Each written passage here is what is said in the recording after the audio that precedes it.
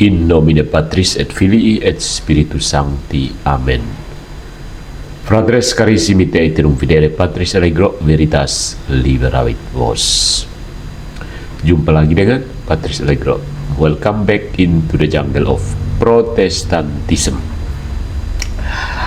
Kali ini sebuah katekese untuk menanggapi pembicaraan orang yang tidak tahu tentang Rabu-Abu, tapi sok bicara tentang Rabu-Abu.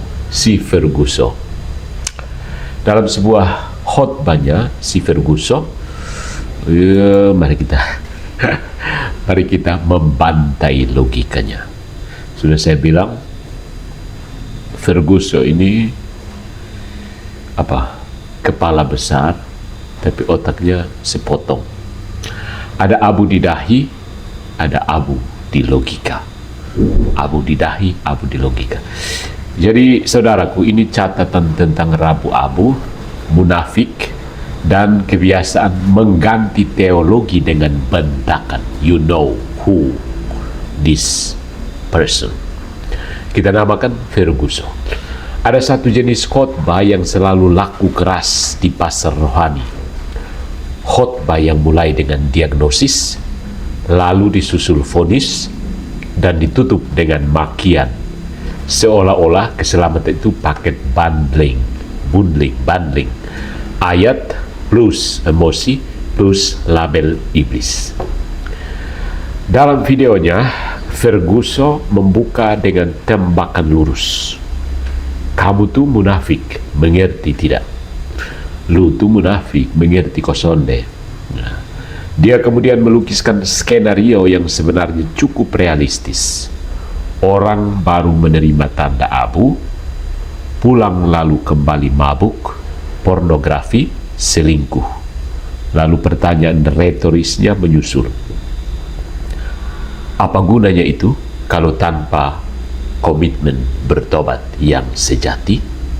Pertanyaan yang wajar, bukan, Ferguson? Sampai di sini kita bisa mengangguk. Iya, benar. Ritual tanpa pertobatan itu hampa. Gereja Katolik pun tidak pernah mengajari sebaliknya. Ya. Ritual tanpa pertobatan itu hampa, dan itu sudah diajarkan gereja 2000 tahun yang lalu. Masalahnya, setelah itu logika mulai meluncur seperti sepeda tanpa rem, dan retorika mengambil alih kemudi.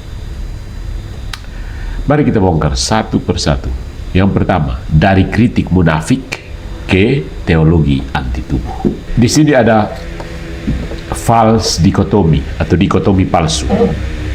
Batin versus tanda lahiriah. Ya. Inti narasi dari Ferguson adalah ritual lahiriah rawan munafik. Jadi fokus pada batin saja.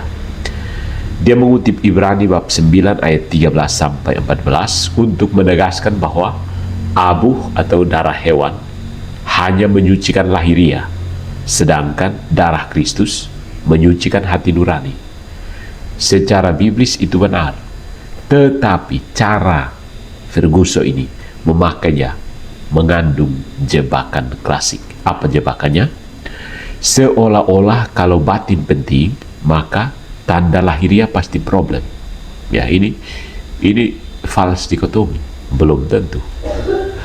Padahal kekristenan dari awal justru dalam tanda petik aneh dan sangat tidak gnostik. Gnostik itu anti materi. Jadi kalau tidak gnostik artinya tidak anti materi. Tuhan tidak menyelamatkan manusia sebagai roh tanpa tubuh. Dia menyelamatkan manusia seutuhnya. Dan karena manusia itu tubuh dan jiwa, maka rahmat sering hadir lewat bentuk-bentuk yang tampak. Kita lihat, kita tahu bahwa Yesus tidak hanya berkata, percaya dalam hati.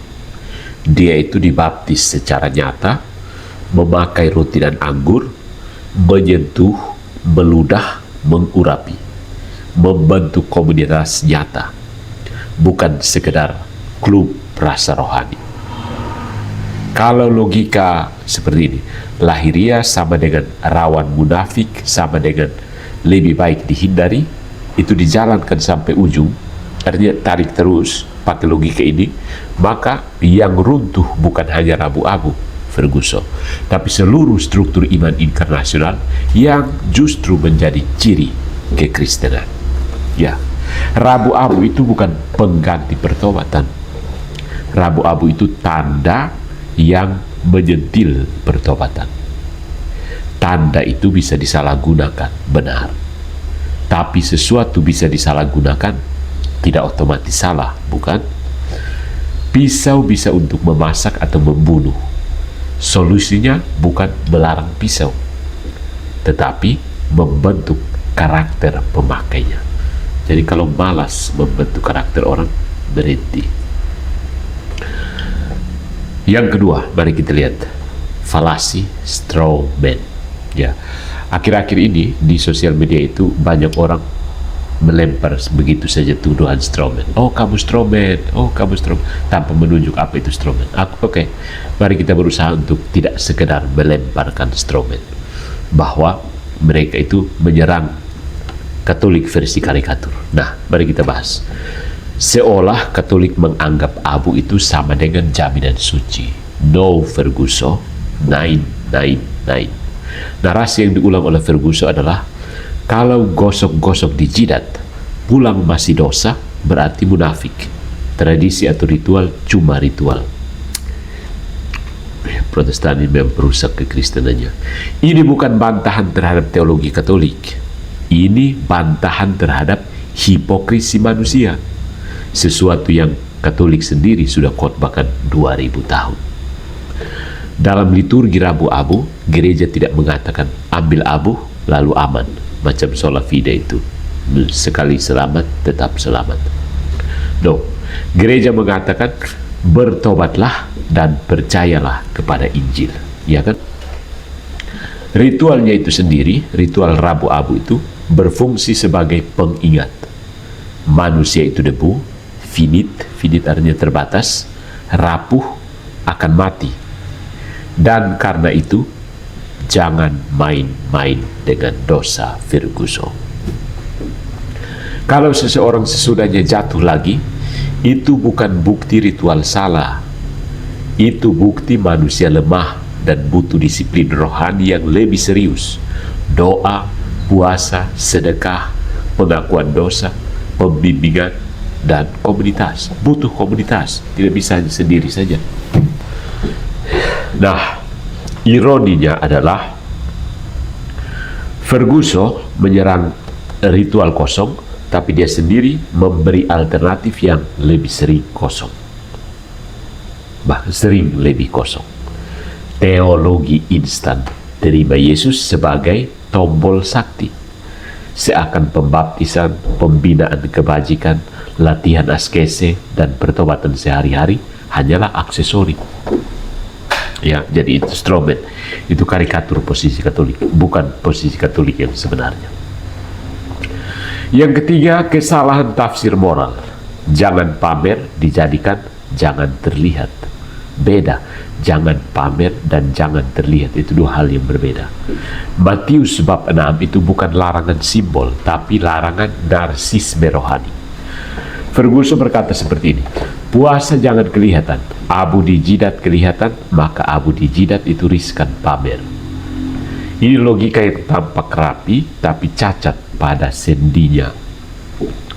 Yesus mengutuk motivasi pamer, bukan fakta bahwa perbuatan itu terlihat.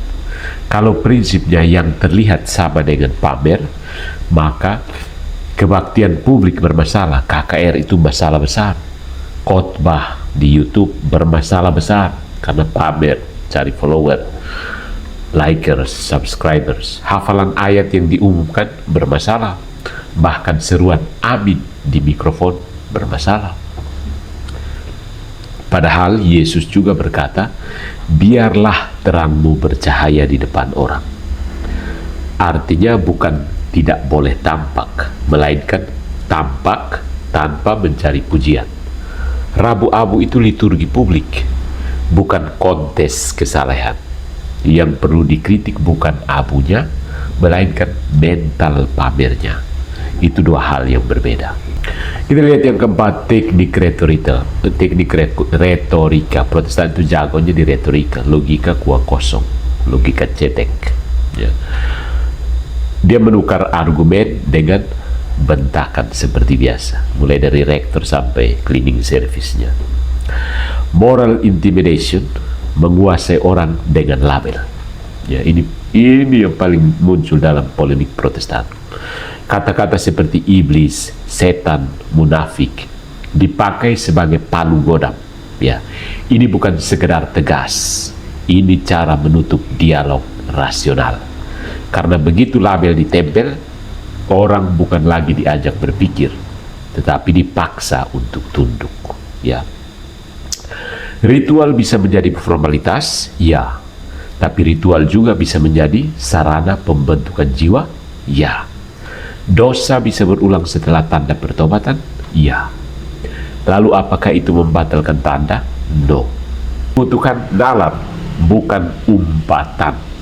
Ya. Mari kita lihat yang berikutnya, itu ada asumsi tersembunyi yang tidak diperintahkan eksplisit, tidak perlu. Ini juga kesalahan fatal dari Protestantisme. Di sini sola scriptura yang akhirnya memakan dirinya sendiri, cek ke diri sendiri. Pada menit-menit berikutnya, Ferguson mengaku Injili dan sola scriptura yang dicatat Alkitab wajib. Selain itu, tidak. Terdengar sederhana, tapi konsekuensinya brutal Ferguson.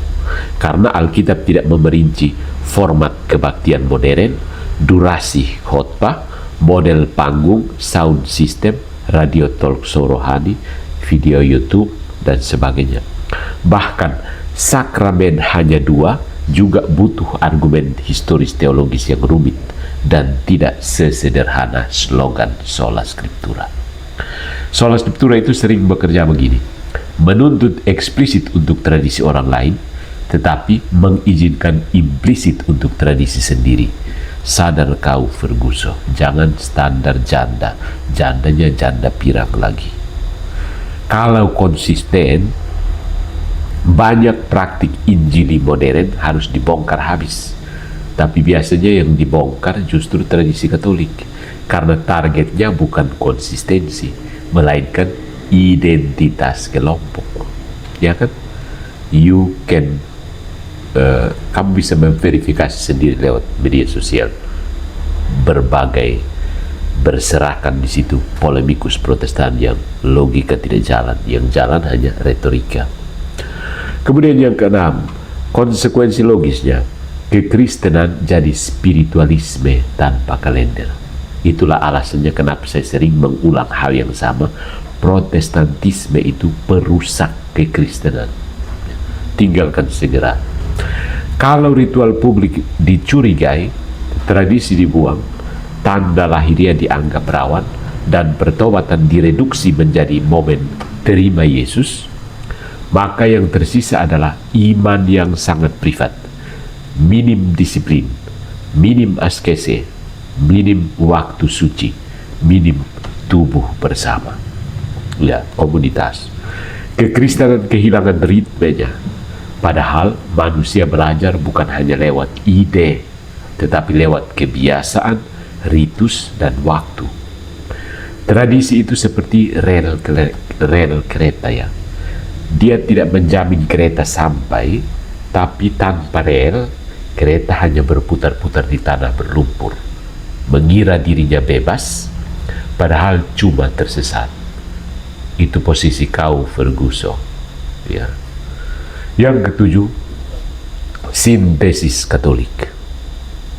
Katolik itu cerdas dan cermat. Pertobatan yang waras, bukan pertobatan panik. Gereja Katolik mengakui bahaya ritualisme, ya. Tetapi jawabannya bukan membuang ritus. Jawabannya membaptis ritus dengan makna dan menuntun manusia masuk ke pertobatan yang konkret. Ya.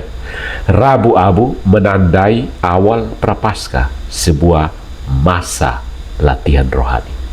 Doa yang diperdalam, puasa yang ditata, sedekah yang memotong ego, pengakuan dosa yang jujur, dan disiplin moral yang bertumbuh. Abu itu tidak menyelamatkan Ferguson, Tetapi abu itu mengingatkan, you will die. Kamu akan mati. Dan kematian, kalau kita waras, membuat kita berhenti bercanda dengan dosa. Ya kan, Ferguson? Jadi, saudaraku Ferguson dan yang bukan Ferguson, abu itu jujur. Suara kita kadang tidak, kadang tidak. Ada sesuatu yang lucu sekaligus tragis. Orang mencurigai simbol karena dianggap lahiriah, tapi lalu mengganti simbol itu dengan sesuatu yang lebih lahiriah lagi. Teriakan, label, dan performa moral di udara. Abu di dahi itu sederhana. Dia tidak mengklaim kamu suci. Dia cuma berkata, kamu rapuh. Yang sering tidak sederhana justru pidato rohani yang mengira dirinya suci karena keras. Maka undangan saya untuk pendengar ini bukan pilih Katolik atau Protestan. Undangannya lebih mendasar. Beranikah kita membedakan antara pertobatan dan teatrikal, simbol dan tahyul, tradisi dan rutinitas kosong, disiplin dan kemarahan yang menyamar sebagai kesalehan?